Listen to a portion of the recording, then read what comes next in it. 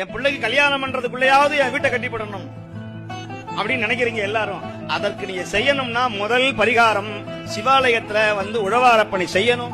சிவாலயத்துல திருப்பணி கேட்டாங்கன்னா முதல்ல போய் கொடுக்கணும். இந்த மாதிரி விழா செஞ்சாங்கன்னா முதல்ல உங்க வீட்டு அரிசி மூட்டை உங்க அரிசி மூட்டையா இருக்கணும்.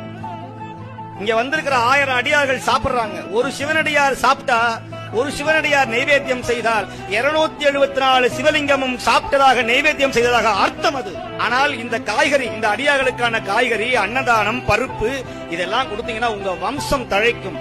திருவண்ணாமலைக்கு போனோம்னா கையில காசு இல்லாம திருவண்ணாமலைக்கு போக முடியாது. ஆனா காசு இல்லாம போறதுக்கான கோயிலுக்கு நீங்க போக மாட்டீங்க. ஏன்னா உங்க மனசுல பதிஞ்சிருச்சு, எங்க கூட்டம் அதிகமாக இருக்கிறதோ, எங்கு ஜனங்கள் அதிகமாக இருக்கிறதோ, எங்கு கடைகள் அதிகமாக இருக்கிறதோ அங்குதான் சக்தி அதிகமாக இருக்கிறது கடவுளுக்கு என்று நீங்கள் முடிவு பண்ணி விட்டீர்கள்.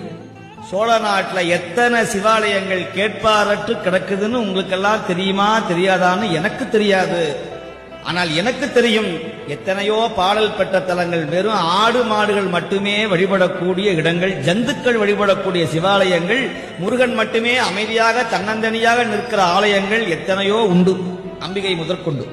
என்ன நீங்க எல்லாம் என்ன பண்றீங்கன்னா, அப்படி ஒரு கம்பியை கட்டி இப்படி போய் அப்படி போய் அப்படி வந்து இப்படி வந்து அப்படி உள்ள பார்த்தா ஒரு திருப்தி. நேரா பார்த்துட்டோம்னா சக்தி இல்லை அந்த சுவாமி.